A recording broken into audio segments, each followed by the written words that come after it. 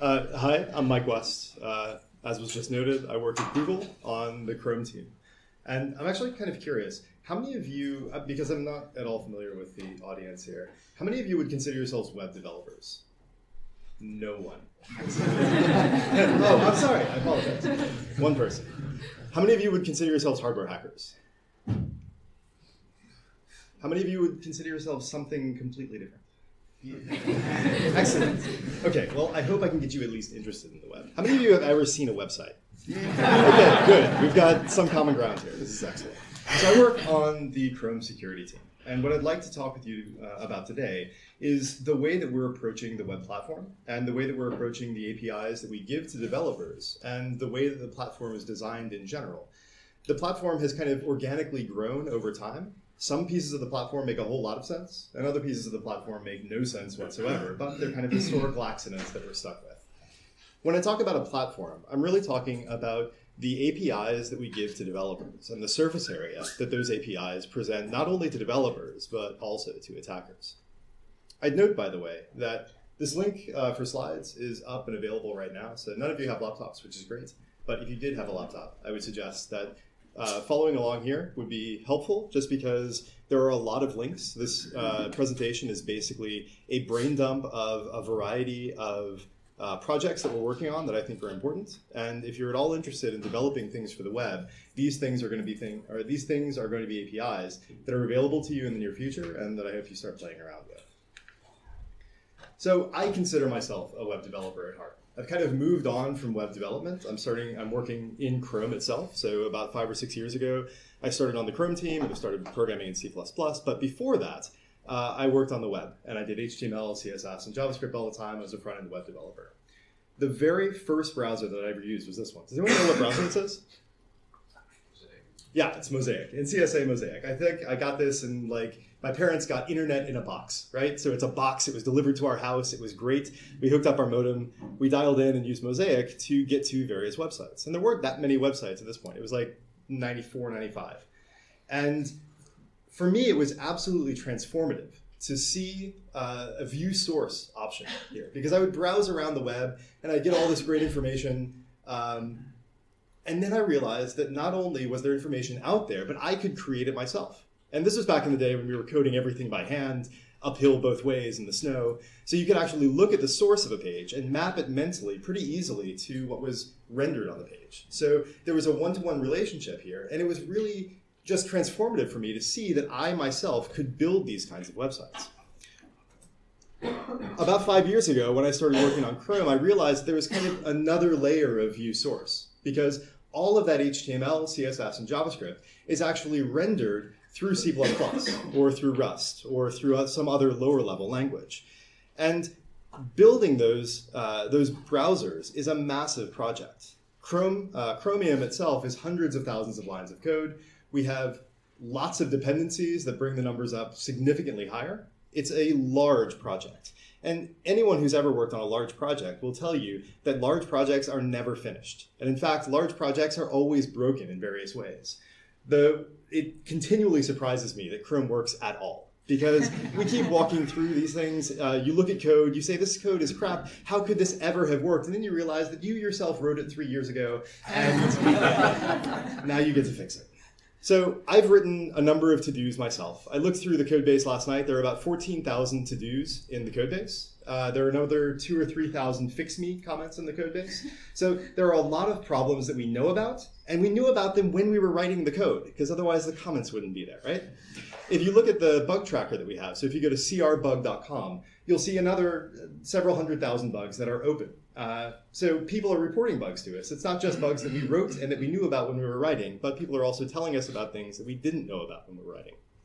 So the project itself is very difficult, it's very large, and we're human. We're fallible. We're going to make mistakes. So there are bugs in the project that we know about, there are bugs in the project that we don't know about, and all of these together mean that the project itself is broken. But imagine magic for a moment. Imagine that a team of elves came in overnight and fixed every bug in Chrome, made it absolutely perfect. It would implement every standard perfectly. So every line of every standard is done. The elves even add tests so that we won't regress, right? So we have a well-tested, perfect implementation of every standard out there for the web. My contention is that it would still be broken. And it would be broken not because the code didn't do what we expected it to, but because the implications of those expectations are actually different than what we thought they were when we were designing things in the first place. The platform itself has issues, and those issues are baked into the design of the platform.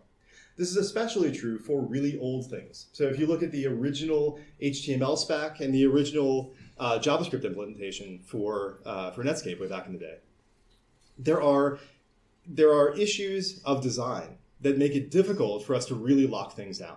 There are just some things that we made some really good decisions way back when. So the same origin policy for websites, so that your example.com cannot access bank.com, for instance.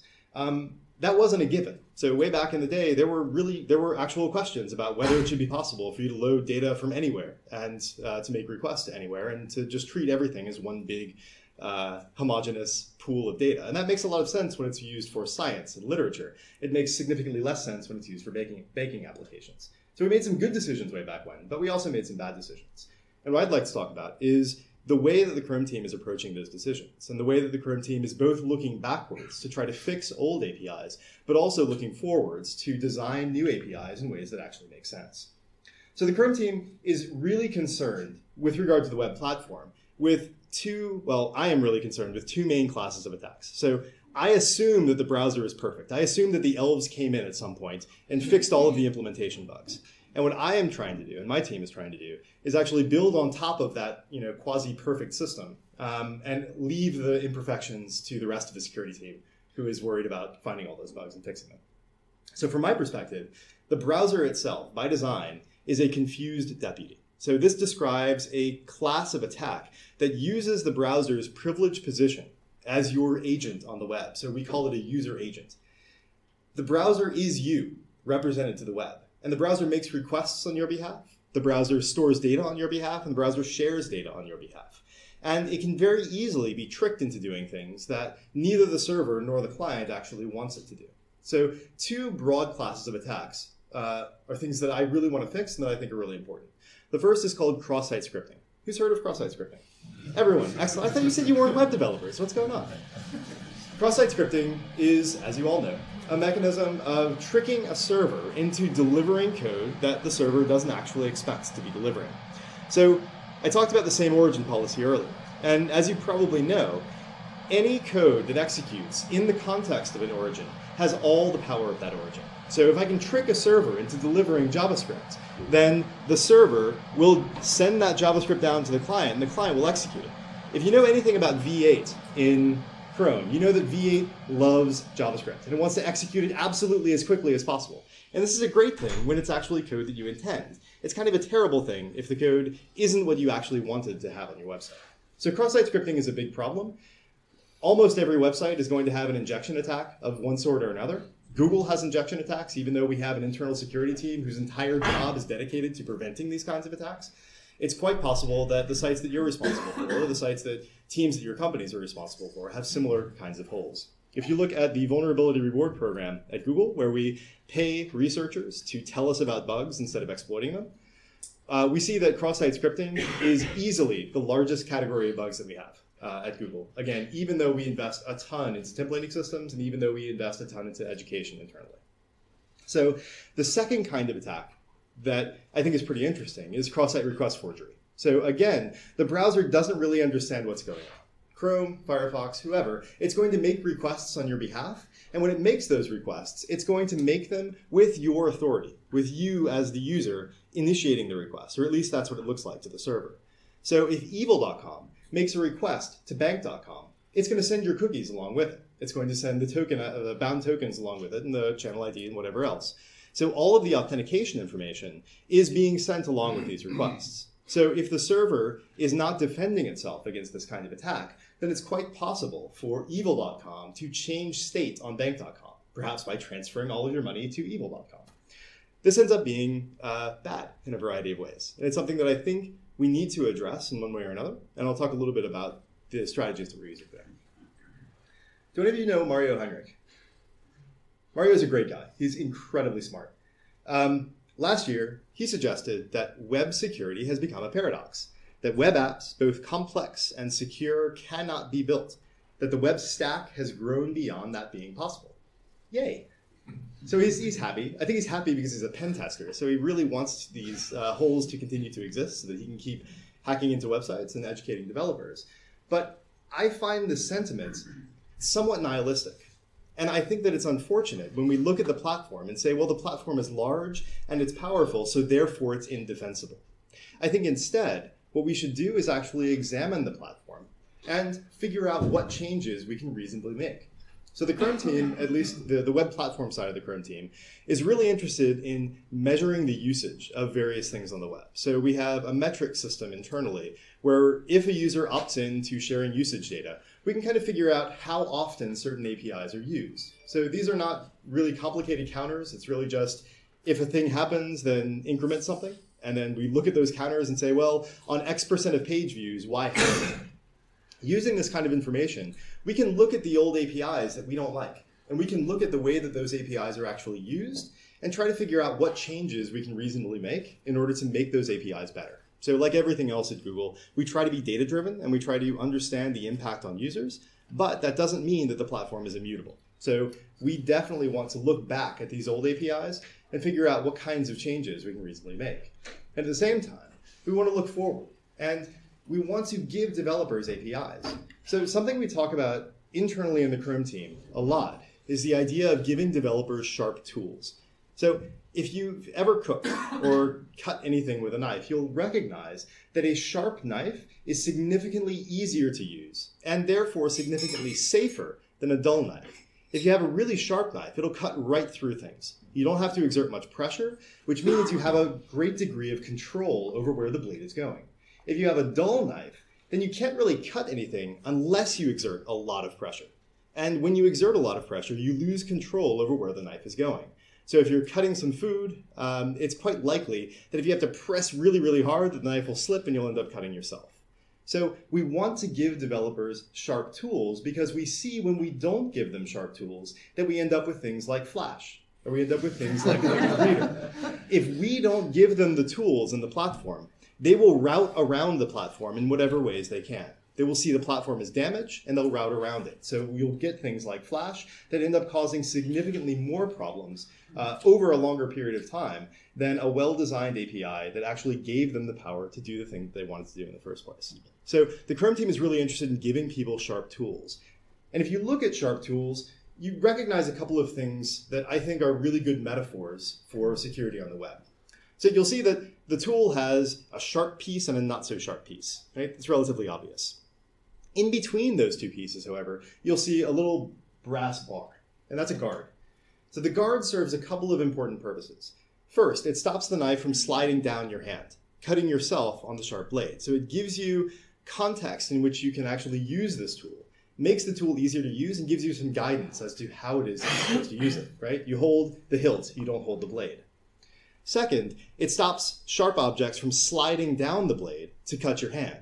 So if you're don't knife fight, but if you are knife fighting, then you want to have a knife that has a guard because it'll actually stop the opponent's knife from sliding down your blade and cutting you in the hand. So it protects you from things on the web. And the interesting thing about this is that it's not an opt-in protection. It's structural. It's built into the tool itself. So you are protected in some way from attackers on the web just by having this tool, because the tool is designed in such a way to protect you. The second thing you'll notice is that knives and swords and other bladed instruments usually have a sheath or a scabbard or some mechanism by which you can put the knife away and make it blunt. So if you have kids at home, you probably don't want to leave a sharp knife lying around. You'll instead put it away into a knife lock or into a sheath or a scabbard or something. And that will actually dull the knife because the outside of the sheath is not going to cut anybody. You can hit them on the head with it, but you're not going to cut. And dulling the edge of a sharp blade that you know that you're not going to use is a really good metaphor for the kinds of opt-in protections that we can give to developers by providing them with APIs that allow them to lock their sites down more securely than we can do by default. So we have all these APIs, people are relying on them. We can't just change the web out from under them, but we can give you the ability to change your own application to make it different than the rest of the web and actually more secure by simply turning off things that you know you're not going to use. You can reduce the surface area for attack simply by putting various APIs into sheaths. So let's start with this idea of a guard. What are the structural changes that we can make to the web to make it better, to make the APIs and the platform that we provide to developers more sensible and more sensible? The very first thing we need to do is improve TLS. That's absolutely critical. This structural change is something that's been ongoing over time. So the Chrome team has been very focused over time at getting folks to start using encryption and start using HTTPS as opposed to HTTP. I think Firefox has published their telemetry that shows that they've finally gone over the 50% mark. So people in Firefox use more TLS than non-TLS, at least in terms of time that they're browsing. And I think Chrome has similar numbers published on Google's HTTPS transparency report. If you haven't seen that, I think it's pretty interesting. It shows you, how much of Google's traffic is encrypted. And I think it's something like 89% at the moment of the outgoing and incoming traffic. And it also gives you an overview of kind of where websites are and what large websites have transferred over and whether they have good TLS configurations, and then what websites haven't transferred over. There's a really great website in the States called secureth.news. And this actually goes through a lot of news websites and will tell you whether or not they're using HTTPS. Now, news websites in the States are not great. There are a lot of news websites that are using TLS, and actually some large websites have just made the jump. So New York Times, for instance, just transferred over, I think last month, which is great. It's really exciting.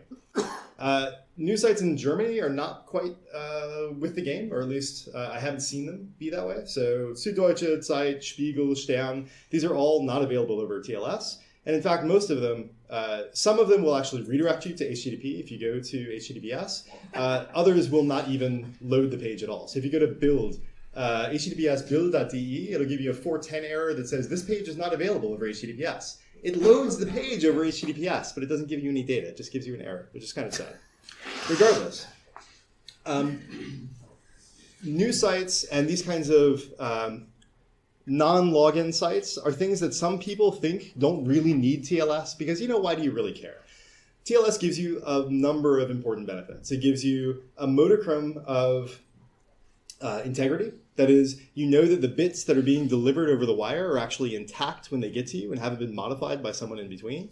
So folks aren't injecting ads into your websites, and they're not changing your websites, so that you know that if there's an article on Süddeutsche, that it's actually Süddeutsche writing it and not Vodafone injecting an article that's really positive about Vodafone. So you get integrity. You also get authentication. That is, you know that the server that you're talking to is the server that's justifiably using that name. So it's not any Süddeutsche.de, it's actually the Süddeutsche.de. And it gives you a measure of confidentiality so that no one knows what articles you're reading. So that if you're really interested in the new Power Rangers movie, no one's going to judge you for it because no one knows that you're really interested in the new Power Rangers movie. It's probably a good movie, but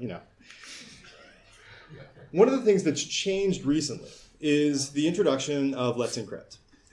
Anyone heard of Let's Encrypt? Mm-hmm. Excellent. Wonderful. Let's Encrypt is really exciting because it is a certificate authority that has significantly better properties than a lot of certificate authorities have had in the past. A lot of people have really focused on the free notion of Let's Encrypt. That is, it gives you a certificate and you don't have to pay them for it. And that's great because it really opens the doors to a lot of people that weren't going to pay for certs but should be using certs. But I think actually the more important change is not free, but automated. That is, there's a protocol called Acme, which allows you to obtain a certificate for a server without manually going through the process of going out, grabbing a cert, installing it on your server, and then setting up your server such that it's actually using the cert to deliver an encrypted connection. The automation portion of this is incredibly important, and it's important for a couple of reasons. So in status quo, you'll generally go to Symantec, you'll buy a cert, it'll be good for about 3 years, and after 3 years and 1 day, you'll run a fire drill because no one in the company has any idea how to deploy a cert because the last time you did it was 3 years ago and the 3 people responsible for it have all left the company. So, I'm sorry? Or they don't remember. Or they don't remember, right, because no one documents things. So when there is a fire drill and when your cert has expired, you need to go out and figure out how to do all this stuff, and it never works out the way that it's supposed to. Let's Encrypt, I think by default, I think right now only serves or only gives you a cert for 90 days. And I think the goal is to reduce that so that it's not 3 years, but 60 days or 30 days or 3 days. These kinds of short-lived certificates, I would really love to see that be the norm for a variety of reasons. First of all, because it's automated. Whoops. Go back. Thank you. Because it's automated and because there's this protocol behind it and there's a program running on your computer, it's going to be something that you do on a regular basis. It's going to become part of your normal deployment process as opposed to a one-off thing that you do 3 times a decade. It also gives us the opportunity to change the certificate ecosystem more rapidly than we've been able to do in the past. So if you followed along any CA stuff in the last 2 years, you've heard a lot about SHA-1, and you've heard a lot about at least Chrome trying to deprecate SHA-1 as a signature algorithm for certificates because it's not good enough these days. It has taken an incredibly long time to get SHA-1 deprecated. And this is partially due to reticence on the part of CAs to make any changes whatsoever. But it's also due to the fact that if you serve certificates or if you sell a certificate that's good for 3 years, then we have to support it for 3 years because otherwise we're making people sad. So by reducing the longest amount of time that you can serve a certificate for, we're actually making it possible to change the ecosystem more rapidly. So shorter lived certificates along with automation is absolutely going to improve the ecosystem. That said, deploying a certificate is still more difficult than it ought to be. There are a couple of servers coming out these days that actually build TLS into the core infrastructure of the server. So Caddy is one of them. Caddy is incredibly simple to set up, and all you have to do is point a DNS name at it, and then you will get a cert. It'll get a cert on your behalf, it'll renew the cert on your behalf, and it continually updates the configuration of the server so that you don't have to care about things like cipher suites or algorithms or anything. All you have to do is deploy Caddy, and then, like magic, your TLS setup will just keep iterating and keep getting better over time. Wired is an organization in the States, or a magazine in the States, that has migrated over to TLS. And what they did that I think is really nice is put together a series of articles talking about the way that they did the migration and the problems that they ran into over time. And this was incredibly useful to us as browser vendors and also as API designers to kind of figure out what the holes were and where people were running into pain. So these are really good articles if you're at all interested in migrating your sites over to TLS. Is anyone willing to admit that their company does not serve their website over TLS? Okay, excellent. So those folks, I would really recommend that you take a look at these articles, and the rest of you that didn't want to admit the fact that your site is not over TLS should also take a look at these articles because they really go through a lot of the struggles that large companies will face when doing these kinds of migrations. So I migrated MikeWest.org over to TLS years ago, and it took like an hour. It's relatively straightforward. I know all the content. This took 5 months. This took significantly longer. You can see it in the day. And I think that what's interesting about these kinds of larger sites is that they run into very different problems than you see on small sites. One of those problems is mixed content. So mixed content is basically a guarantee that we give to users. We say, if you see TLS, that is, if you see an encrypted connection, we want to verify to you that everything on this page is encrypted, because otherwise we're lying to you if we tell you that it's secure. So we block things like script loaded from HTTP on an HTTPS site, because there's no integrity for that script. It could be anyone delivering a script at this page. And this is something that we think that certainly Wired saw and other folks have seen as a real blocker towards this kind of migration. There are large news organizations that have run websites for long enough that they have lost the previous 2 CMSs that they used to deploy any sort of content to their website. So they have a database. The database is full of stuff, but they have no program that actually interacts with that. It's just sitting there serving stuff on their website. And for various reasons, they're reticent to actually go through those database entries and modify them because, you know, they might break things and they don't have any way of recovering from that breakage. So we've talked a little bit with these folks and kind of tried to design APIs for them that enable them to continue serving their websites, but do it in a secure way. So one of those is called upgrade and secure requests. We know that you spelled HTTPS as HTTP on your website. You wrote HTTP example.com, but you really meant HTTPS. So you can instruct the browser to kind of make this transition for you so that we will automatically upgrade the requests before we send them out on the wire, and we won't treat them as mixed content. So if you have an image on your page that's linking to HTTP example.com, if you set upgraded secure requests, then we will automatically upgrade that and ensure that we never have mixed content on your website because we're always upgrading the request to HTTPS. And what's interesting about this is that it also cascades down into frames. So that if you load various content on your website, we can guarantee to you that we're never actually going to degrade the UI that we display to the users. We're always going to be loading good content that's over an encrypted channel. This looks like upgraded secure requests as a header as part of content security policy that we'll talk a little bit later about. And the idea here is that you deliver this HTTP header along with the page, and you say, I know that I spelled things HTTP on this page, but please, browser, help me out here, and we'll do that. Upgraded secure requests is available in basically every major browser today except Edge. Edge is working on it, but they're not quite there yet. So it was just deployed in iOS 10.3 that came out last week, I think. So Safari 10.3 on iOS and Safari 10.1 on Mac. It's been in Chrome for a long time. It's been in Firefox for a long time, which also means that it's in Opera. And this gives you a pretty good coverage with regard to upgraded secure requests. And if you look at those Wired articles, you'll see that they found this to be an absolutely critical portion of their upgrade mechanism. So allowing them to do this and allowing them to upgrade things without actually changing things on disk was incredibly valuable to them. So the inverse of this, you'll recognize that upgraded secure requests is basically the site asserting to the browser that it's supposed to be loading things over HTTPS. So asserting that third-party resources should actually be HTTPS. The inverse of this would be those third parties asserting that they should always be loaded over HTTPS, even if you spelled them as HTTP. So a good example of this would be YouTube.com. YouTube.com has been around long enough that it wasn't always delivered over HTTPS. It is delivered over HTTPS now, and it's serving an HSTS header, which means that the browser will never connect to it over HTTP. We'll do a client-side redirect before actually going out to the web, which means that you'll never make a non-secure connection to YouTube.com after you've been there once. However, there are tons of YouTube.com frames on the web, and those frames are all HTTP YouTube.com, because that's what they were when the person originally copied and pasted it, and no one's going to go through and change a billion frames on the web. It would be nice if we could use HSTS in order to upgrade those requests, to unblock those websites from actually upgrading to TLS without forcing them to go through all their code and make changes.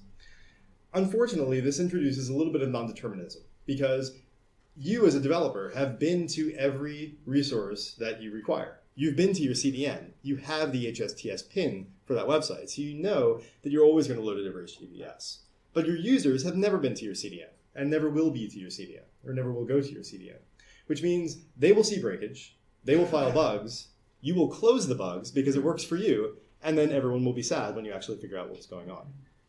What we'd like to do is reverse the order of HSTS and mixed content so that HSTS happens first, does the upgrade, but does it in such a way as to not introduce this non-deterministic behavior. So one approach to this that Firefox has implemented and is in the process of deploying, or at least is in the process of experimenting with, is something called Hspf Priming. And the idea here is that if we're going to load a non-secure resource, we will first make an HTTPS request to that origin and say, hey, do you have HSTS? And if you do, great, we'll store that pin, and then we'll upgrade the request. And this this makes it a deterministic process. That is, we will always get the pin if there is a pin to be gotten. And because of that, we should be able to invert these and allow those third parties to actually assert something about their own resources, which I think will be pretty interesting. I would note, however, that this isn't just for websites. It's actually kind of important to encrypt communications, like email, for instance. Start TLS has been around for a long time, and it is an opportunistic encryption mechanism where a server that wants to send some email will ask permission to send some email from an SMTP server, and it will, along with that, you'll say, hey, I could totally encrypt this if you wanted me to. And if you get the right response back, then the transmission will be upgraded to an encrypted TLS connection, and then you'll send the email over an encrypted connection, which is great because it means people can't read your email, or at least no one but those two parties can read your email. Unfortunately, because it's opportunistic, it's trivially blocked. So an active network attacker only has to block a single header in the response, and that's just trivial, and it happens all the time because people want to be able to read email. Antivirus does this a lot, where it says, oh, I totally can't read TLS, but I'll just stop that TLS stuff so that I can parse all these messages and then stop it from getting to the server. Antivirus, it's a thing. MTA STS is basically applying the notion of HTTP or HSTS to email. So you have a DNS entry, or you have a file sitting on your server somewhere that expresses a policy about your email server. By doing so, you can actually, in an out-of-band way, assert that you should always have a TLS connection to me when you're sending email. So this gives you similar properties to HSTS on the web. If you have an email server, I really recommend that you set something like this up, because encrypted email is incredibly important. Encrypted communication in general. I'd also note that, again, looking back at these kinds of old APIs, it's been the case that we've launched a lot of APIs that, looking back, we kind of wish we hadn't launched in that way. In particular, there are a lot of APIs that are available over non-secure connections that should never have been launched over non-secure connections. So geolocation is kind of a canonical example. It shouldn't be the case that by giving an origin geolocation permission, that you're giving anyone on the network between you and that origin geolocation permission. Because if it's a non-secure origin, there is no authenticity, which means I can forge that content to my heart's content. So I can grab geolocation just by being an active network attacker. That's kind of unfortunate. What we're trying to do now is, looking forward, only launch new powerful APIs that are that are locked to a secure context. So you can have geolocation on HTTPS, but you can't have geolocation over HTTP. There are a variety of APIs that we're doing this with. So geolocation is a canonical example. Web crypto, get user media, so your camera and your microphone, Credential Management Api, service workers, payment request, and many, many more. The idea is that these kinds of APIs, especially APIs that have permissions associated with them, it's only a meaningful grant of permission if it's locked to a context that you can assert something about. You can't assert anything about HTTP, so giving access to these APIs over HTTP is simply a bad idea. Again, looking at the data that we have, we've been able to deprecate a number of these APIs over HTTP. So geolocation was turned off early last year, over HTTP. So you can only access this over HTTPS. My hope is that we'll become more aggressive about this over time. I would like to live in a world where we only launch new APIs over HTTPS. That's been a difficult sell both internally and externally, but I think that browser vendors in general are starting to get on board with the idea that shipping new APIs over HTTP is simply a bad idea. The last kind of structural change that I'll talk about is a distinction between internet and intranet. So again, your browser is in a privileged position, and it's acting on your behalf with your credentials. One of your credentials is actually the network that you're connected to. If you happen to be in an office connected to the network, you have access to different kinds of resources than I would have access to from outside that office, because you're in the trusted internal network, you're running on a trusted machine, and you're able to make requests to things like your printer or your router that I wouldn't be able to make requests to, at least on that port, from outside. Because of this, it's become relatively common. Like one kind of attack that's relatively common, unfortunately common, is attacks on people's routers, because routers are generally at known locations. So 192.168.1.1 is probably going to be a router, and if not, it's going to be 10.1 or something along those lines. Because of that, and because of the fact that routers never actually expected to be attacked by the web and are written in such a way that makes CSRF-style attacks trivial in a number of cases, it's quite possible for an attacker to force your computer to make a request to your router that then changes your DNS server so that you're using an attacker's DNS server. And at that point, your web is very different than the web that actually exists. Because of this, we'd like to make it more difficult for attackers to use that privileged position of your browser in order to attack things that the web doesn't normally have access to.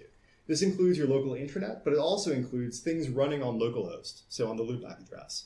If you install some software locally, then it's quite possible that that software sets up a server and then responds to requests from particular origins. Dropbox does this, Spotify does this, Google has some products that do it. It's relatively common to try to kind of give a website a little bit more access. So Dropbox, for instance, wants to know whether the Dropbox client is installed so that it can give you a link that goes to your local file system.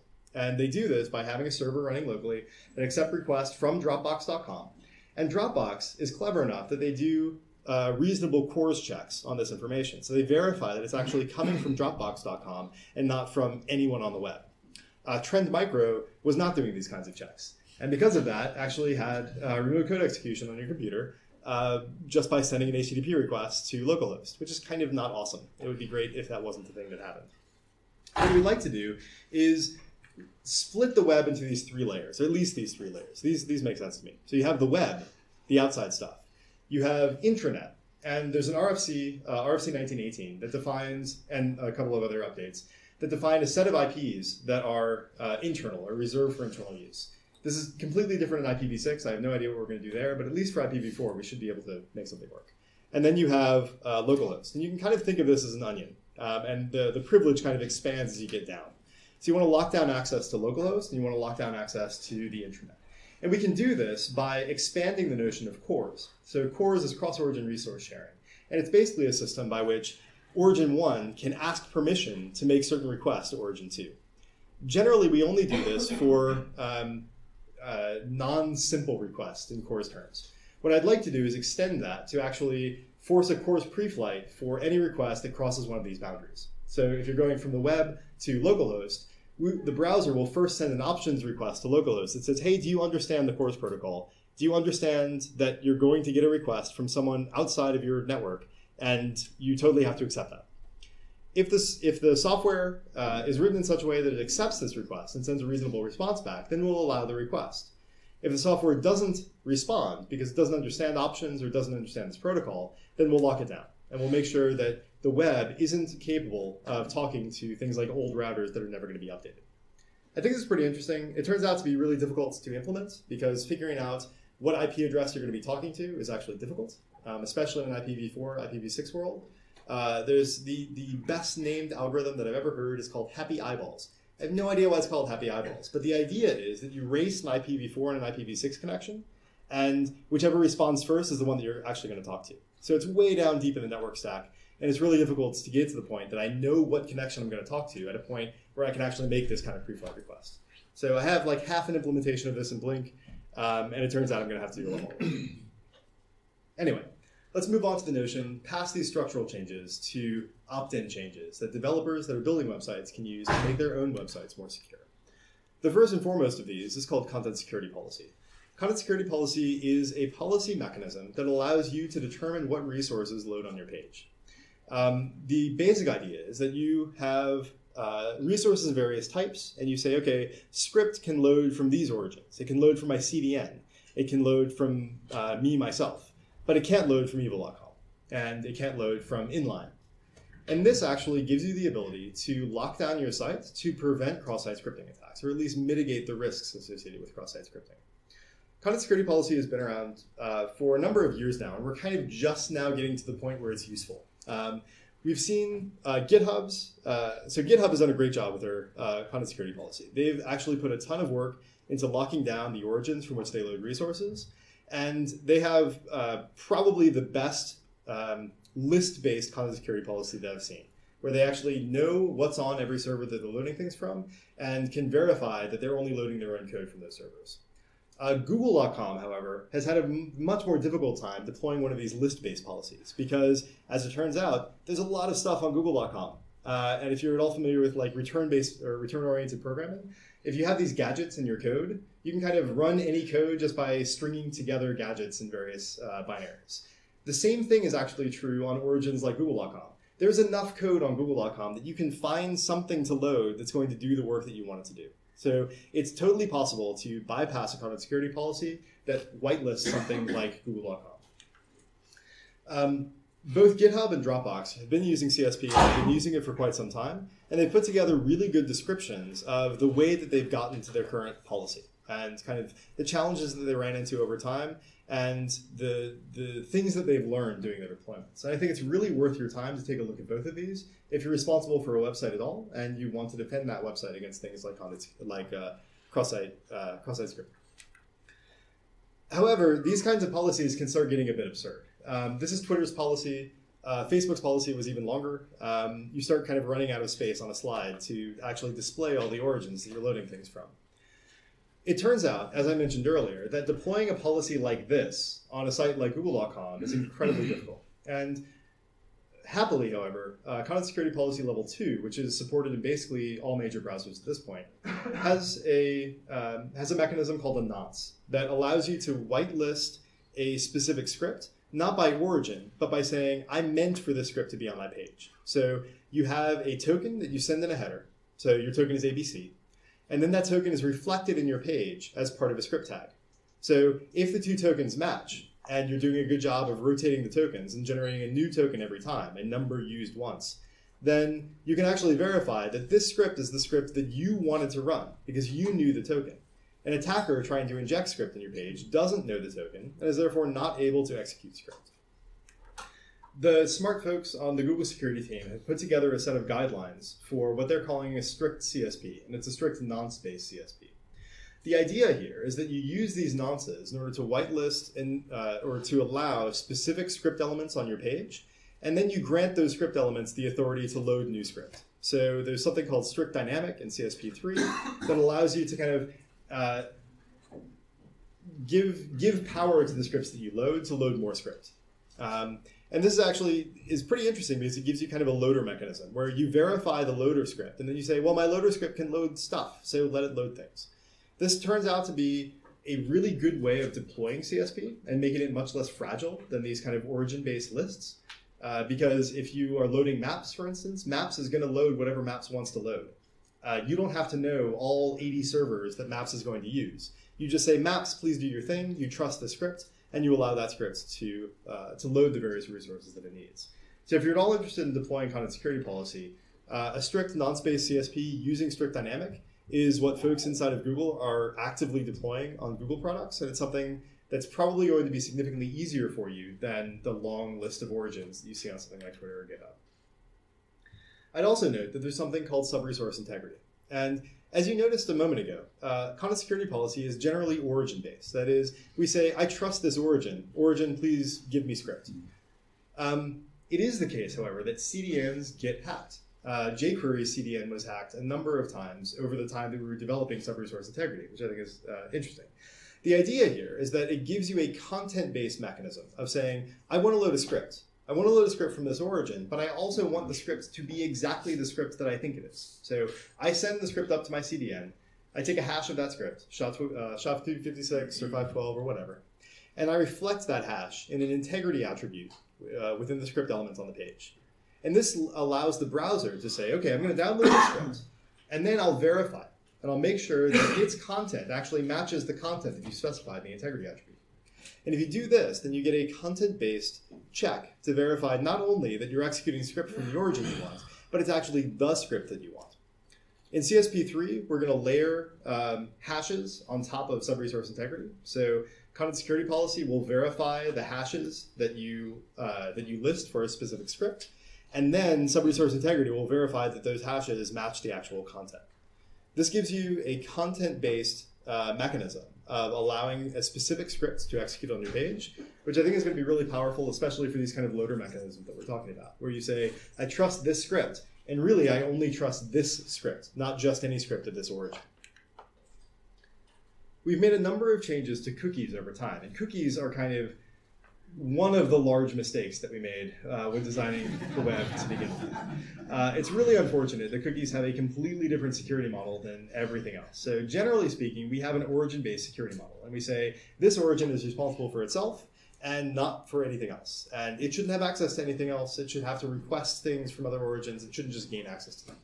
Cookies, however, kind of boil origins down to an effective TLD plus one. So you have .com is the TLD, and then you buy something.com. So something.com is the ETLD plus one. There are also things like appspot.com, and appspot.com in itself is kind of a TLD, so we treat it differently than we treat something like example.com.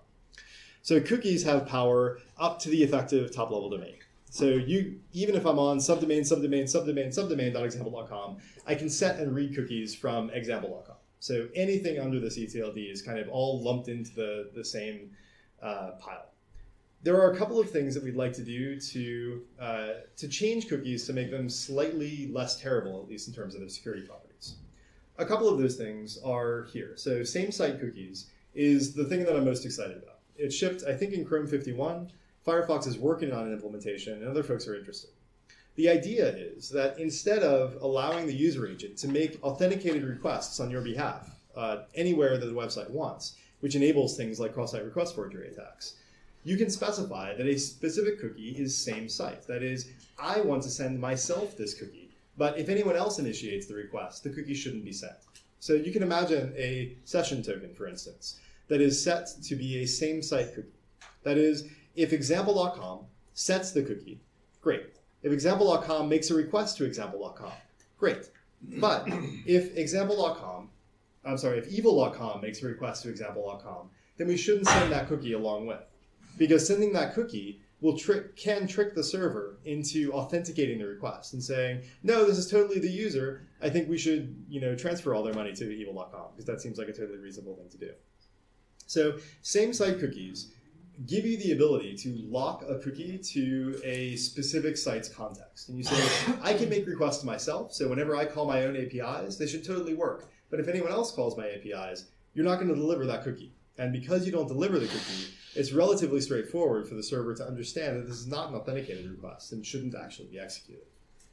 Now you'll note that there's a lax attribute or a lax value for the same site attribute. So there are kind of two modes that you can run same site cookies in.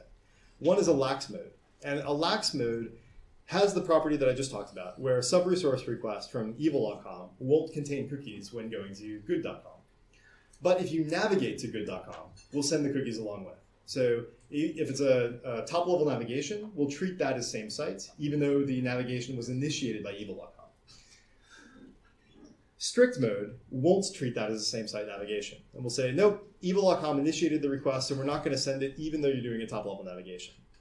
This gives you the ability to set up kind of a two-cookie system. So if you're familiar with like Amazon, for instance, if you go to Amazon, it knows who you are. And it says, hello, Mike, would you like to buy all the things today? And you say, yes, please, give me all the things. But when you actually want to buy things, you have to re-authenticate. You have to type in your password, and then you go through the checkout flow. So there's kind of two levels of access to the website. There's yep, I know who you are, and can show you a reasonable rendering to give you the information that you're looking for. And then there's, you're going to take a dangerous action. So I'm going to really examine this request more carefully. By having these two kinds of cookies, a strict and a lax mode same-site cookie, you can build the same sort of mechanism where you and have the browser guarantee that these cookies are only being sent in a particular set of contexts. And I think this is going to be pretty powerful. As I said, it's only in Chrome right now, but I'm hopeful that Firefox will be shipping it relatively soon as well. Dropbox just put out a really good article about same-site cookies and the way that they've deployed same-site cookies on their own sites for CSRF protection. I think it's absolutely worth your time to skim through this.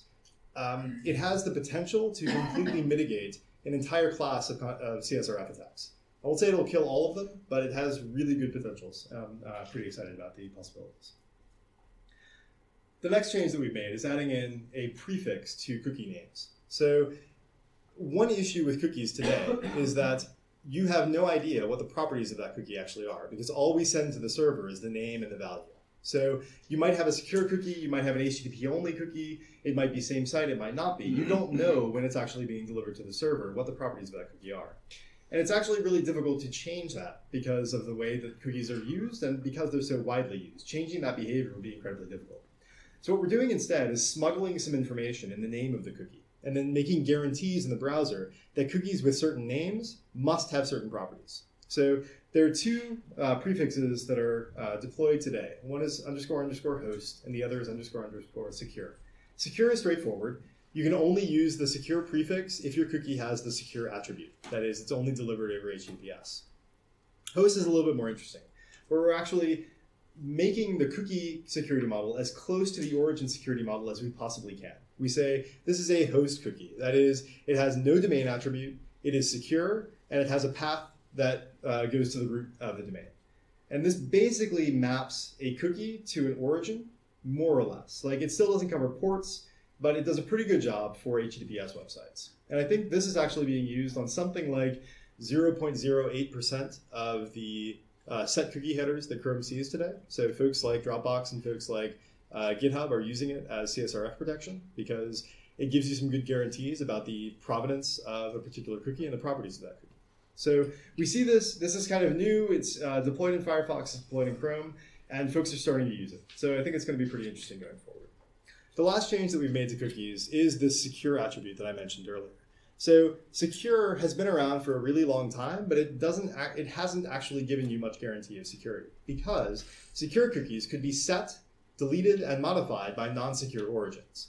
So this led to some vulnerabilities in Google.com. It's led to vulnerabilities in other websites where a non-secure subdomain, for instance, will be able to set cookies on your domain. So you can do session fixation attacks. You can remove security type cookies. And we want to lock that down a little bit. So we've made some changes to what the meaning of secure is. That is, secure should mean that it's only sent from a secure website, from a secure origin, and it can't be modified by a non-secure origin. This also means that we've changed the eviction policies for cookies, such that non-secure cookies are evicted before secure cookies. So if you have a non-secure origin, you shouldn't be able to force secure cookies from being to be removed from your origin. We rolled this change out in Chrome 56, 57. Firefox just rolled it out in Firefox 52, and it looks like it's going to stick. It's a little bit iffy to make changes like this because of the number of websites that use cookies in weird ways. We've seen some issues with it, but hopefully the issues are things that we can work out. Authentication, moving from cookies to the thing that cookies usually do, which is authentication. It is incredibly important that we stop phishing, because phishing is one of the huge user-facing problems that even if we solved all the technical stuff, phishing is going to force people to give up their passwords, and that's going to be problematic in terms of authentication. We saw that with Podesta in the States. It's just something that's going to be a perennial problem. It would be great if people would use password managers, because password managers make it possible for you not to reuse passwords across every website. So if you get phished on Google.com, you don't automatically give up your Yahoo passwords as well. One way that we can do this is by allowing websites to integrate more fully with the password manager. So the Credential Management Api tries to do this, where we say the website can get credentials from the password manager. It can ask for them directly. And if the user has set themselves up in such a way that they want to automatically log into their website, they'll never see a password form again. And I think this would be a much better world than we live in today. So if the password manager knows your password and you've configured your browser to automatically sign you in, then when you go to the website, it'll ask for a credential, you'll give it to the website, and then you'll automatically be signed in without actually having to interact with the password form at all. The goal is that over time, it should become dangerous for a user to type in a password themselves. And we should be able to slowly iterate towards a world where passwords are not something that users see, but instead something that is mediated by the user agent. Building on top of that, it would be great if we could get rid of passwords altogether, because passwords are terrible, right? It would be really nice if we could start using things like security keys. How many of you have a security key? Okay, excellent. Everyone should be raising their hands because it's incredibly important. If you use a Google account, if you use a Dropbox account or GitHub account or anything along those lines, or Facebook, they all support second-factor authentication. And a security key is something that gives really good security properties in terms of anti-phishing. That is, if I go to evil.com, it is impossible for evil.com to respond to a challenge in the same way as good.com. The token will basically generate a public-private key pair. It'll send the public key up to the server, and then next time the server asks for something, you verify that you have the same key that you had before, right? You verify key persistence over time, and by setting that up, you can actually get really good guarantees that you're actually talking to the user that you expect to be talking to. So something you know, something you have. Like SQRL. I'm sorry? Like SQRL. I think the idea here is that your hardware device, so a security key like this. Not a hardware device, SQRL, Squirrel, GRC. I don't know. Oh, okay. Sorry. It's authentication mechanism. Okay. It's programmed right now. It's really interesting. We should talk. Yeah. Yeah. No, I'm curious. I think that the reason I'm interested in security keys is because there are deployments today, and we're building an API for the browser. And my hope is that we'll build this on top of the Credential Management API that we just talked about, so that developers will have kind of a one-stop shop for authentication. They can get passwords, they can get second factors. If we come up with amazing new authentication mechanisms in the future, there'll be a single point where developers can go to kind of get a user authenticated. Feature policy is something that allows websites to turn things off. So feature policy is like a sheath for the various APIs that you have on a website. If you know that you're not going to use geolocation, why allow yourself to have access to geolocation? So it kind of works in a similar way to the sandbox mechanisms that you see on various Linux systems, where you say this process is going to do some stuff, but it's not going to talk to the network. So don't even let it talk to the network. If it tries to talk to the network, kill it. Feature policy will just remove APIs from a website and say, okay, I'm not going to use geolocation, so don't even give it to me. This has really interesting performance aspects because if you know that you're not going to use document write, then the renderer can actually do a fast path on your website and say, oh, you're not going to do document write, so I can make this an async script. So it has really interesting performance benefits, but it also has really nice security benefits because you can actually turn off surface area and just remove it entirely from an attacker's repertoire. The final thing I'll talk about is origin policy. We've talked about a whole lot of policies, and it would be really nice if you didn't have to deliver each of them individually on every website, right? Because they're all HTTP headers. Origin policy tries to unify these into a single manifest file on your origin that sets up the security properties and sets up other properties as well for your origin. So for instance, I talked about CORS earlier, and I suggested that there are these CORS preflights that basically verify that you actually speak CORS and that you understand what's going on.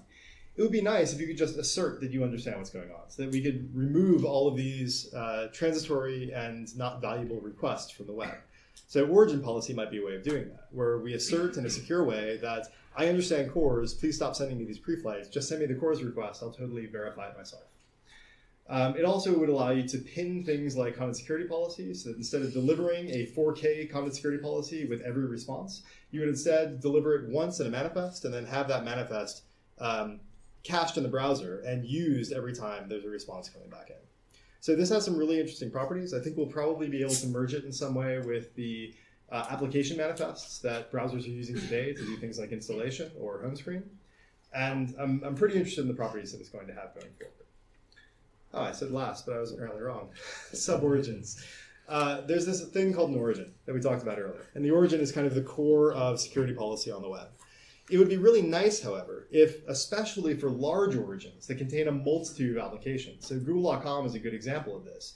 You have Docs, you have Mail, you have Maps, and all of these are separate applications coded by separate teams that shouldn't have access to each other's data, and yet they're all on Google.com and therefore share a lot of resources, share a lot of responsibility, but also share a lot of authority.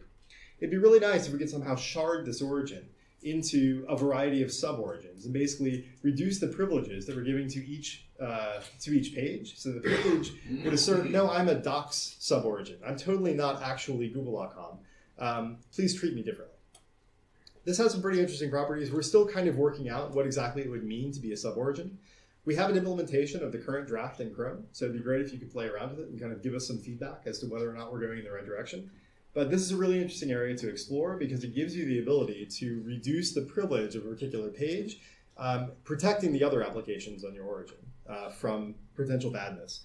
So if you look at like Google.com, we have things like Zeitgeist from 2007. This is not written in a secure way. It was written by third parties, and we haven't looked at it in a long time. It'd be great if we could shard that off in some way without actually changing the URL. Isolated origins is a similar to sub-origins, but the properties I think are going to be different. You want to actually lock your site down so that it can't talk to other sites and other sites can't talk to it. There are these things called Chrome applications. So on Chrome OS, for instance, you'll have an application that's just an HTML page. We're killing Chrome applications for a variety of reasons, mostly because they're bad for the web. But we want to replace them with something that is webby, but gives you the same isolation properties. So you have your own cookie jar, you're not making requests that can be authenticated, things along these lines. We're also, this is very exploratory, so ideas here would be welcome, but we're kind of trying to figure out what it would mean for an origin to really isolate itself from the rest of the web. So with that, one thing before I stop. Every time I come to a conference, I look out and I look up the stage and everyone looks like me. We are all white. We all are losing our hair. Many of us have beards. We're older than we used to be. And it's kind of sad. I'd really like to see more diversity, both at conferences like this, but also in our work and our lives. I think it's unfortunate that the culture that we built, for whatever reason, has made it harder and harder for people that don't look like me to be successful. I think that's sad. I don't have any answers, but it's something I'm thinking about a lot, and I hope you all are thinking about it as well. Thanks.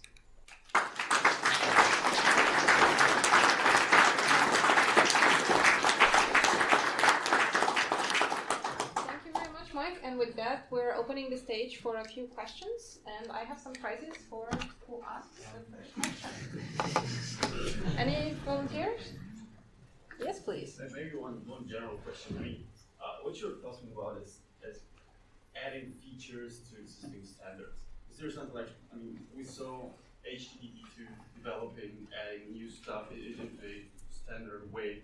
How are we going to be using web maybe hopefully soon? Mm-hmm. Is there anything like HTTP3 or something that you're focusing at with adding all the features to make them to enforce them on the web? So the next not making them like opportunity to use mm-hmm. it, but to make like this is the way we are going to do security in the future. Yeah, I think a number of folks. So first, I'd say that HTTP2 is great and you should use it. And what's nice about it is that it's locked to HTTPS. Like no browser has deployed it over HTTP, which is wonderful. There are new protocols that are coming out. So Quick is one of them, where the team is experimenting with UDP as opposed to TCP connections, and they're getting some really good properties, especially for things like video. So yes, they're working on new networking standards, but I think your question is actually whether we can set a new baseline. So a good example of this is the quirks mode versus standards mode for HTML, where you have old HTML pages that are relying on weird behaviors that we decided we didn't want anymore. And browser vendors implemented this they looked at the doc type of the document and said, okay, this is an old doc type. We're going to use this crazy old rendering mode. This is a new doc type, so we're going to use the nice new standards mode rendering mechanism. That's really expensive. It's really expensive both in terms of maintenance, because now we have to maintain two paths, but it's also really expensive in terms of helping developers understand what's going on, because we're kind of locking ourselves into backwards compatibility. It would be nice if we could figure out ways to not need to be backwards compatible with APIs that we don't like. Because generally speaking, if there are APIs we don't like, then the attackers will use them. And we need to figure out ways of actually turning them off, either by killing them entirely from the web, or by giving developers the ability to turn them off themselves. One thing we've been thinking about is the notion of a security mode header, where you say, you send a header that says, please make me secure 1. And maybe over time that turns into please make me secure 2 or please make me secure 3. And we have just like a different set of settings that we apply to a page based upon the mode that you've opted into. I think that's a totally reasonable thing to explore, but it's not really clear to me what we can do in that kind of, in a simple toggle sort of way that really improves security of a website. Some things are relatively straightforward, like turning off document write. That would have really nice impacts. Other things are more difficult, like setting up a content security policy requires a lot of server-side changes and requires you to really understand the application. So I would love for there to be a new mode for the web that just turns a lot of things off. Finding the contours of that is difficult, but I think a worthwhile effort. On the other side, I mean, you as a Google have a market share and power. Look what you're doing right now with Symantec. And SHA-1 and so on. I mean, yeah, I understand. In a positive way, like going away and going forward and marking pages that do not use the new stuff as well, secure, but you could be better. Yeah. So what there are two things here. First, really importantly, in a lot of those cases, we end up using users as a cudgel against the website, and hitting a website with their users makes the website change, but also kind of makes the users sad because they're also getting hit in this process. So SHA-1 deprecation is a good example of this, where when large websites use SHA-1, we can't turn it off without making users sad. And there's a really interesting balance that we need to find between making users sad and making websites change. And I don't think that we found that yet. I think we're still figuring out how far we can go. Because all of these kinds of changes improve security, but at the expense of user happiness. And kind of the end goal is for users to be happy on the web and to be doing good things. And we want them to be secure while they're doing it. But we can't take security as an absolute. Like, it would be great if we just turned off a lot of APIs. But doing so would break lots of websites. And finding the balance there is difficult and something that we struggle with. one last short question, and afterwards you're welcome to continue discussing. You'll find Mike around. There's a breakout room just next to the workshop one, and also a break coming up. So, last question. Yeah. I'll No. continue later. We can talk later. Okay. No issue. Okay. I'm wondering, a couple of the things you talked about seem to focus on rather than having non-deterministic behaviors, rather than having differences with first contact versus subsequent contact on the website. Google in particular has access to analytics and knows the certificates people are seeing.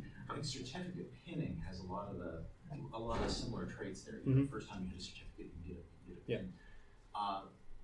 Do you know whether there are any efforts underway to detect bad certificates, particularly given the bad CAs we're seeing? Yeah, so certificate transparency is the big bet that we're making on trying to figure out what's going on in the ecosystem.